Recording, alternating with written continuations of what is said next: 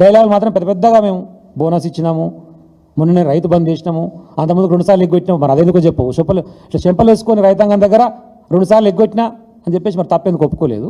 రైతు రుణమాఫీ నేను ఒకటే అడిగినా, వేరే దగ్గర వద్దు రేవంత్ రెడ్డి గారు, రాష్ట్రమంతా వద్దు, నా తుంగతుర్తి నియోజకవర్గం మొత్తం కూడా వద్దు. 3 గ్రామాలు అడుగుతున్నా.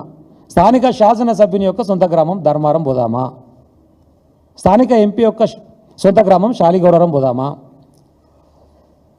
మా జిల్లా మంత్రి గారు తాటిపాముల ఉత్తమ్ కుమార్ రెడ్డి గారు సొంత ఊరు, అది కూడా నా కాన్సెన్సీలే, తాటిపాముల కూడా. ఈ 3 ఊర్లకు పోయి ఎవరైనా సరే మొత్తం రుణమాఫీ మా ఊర్లో జరిగింది అంటే కనుక నేను దేనికైనా సిద్ధం, రాజకీయం బంద్ చేయమన్నా బంద్ చేస్తా.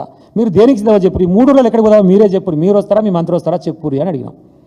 దాని గురించి రిప్లై లేదు.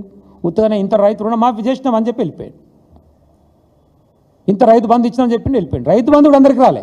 ఈ 3 ఊర్లలోనే చూద్దాం మిగతా దగ్గర వద్దునే అనేది. ఆ 3 ఊర్లలో కూడా ఇప్పటికి ఇంకా రైతు బంధు బాకీ ఉంది. ఆ 3 ఊర్లలో కళ్యాణ లక్ష్మి చెక్కులు బాకీ ఉన్నాయి. ఒక తాటిపాముల మంత్రి గారు ఉత్తమ్ కుమార్ రెడ్డి గారు ఊరనే 26 చెక్కులు పెండింగ్ ఉన్నాయి ఇప్పటికి. వీటి గురించి మాట్లాడవు. కేసీఆర్ గారు చేసిపోయినటువంటి ఒక మంచి మార్గాన్ని యాజ్ ఈజీగా ఇంప్లిమెంట్ చేసేటువంటి ఒక తెలివి కూడా లేదు. గోదావరి జిల్లాలో మాకు వచ్చినాయి బాగుపడ్డామని చెప్పేసి మా వాళ్ళు ఒరి ఇప్పుడు ఈరనాయన ఎందుకు ఇస్తలేవంటే ఉత్తగానే వచ్చినామా డైలాగ్ చెప్పినామంటే కాళేశ్వరం కూలిపోయింది, ఇదే డైలాగ్.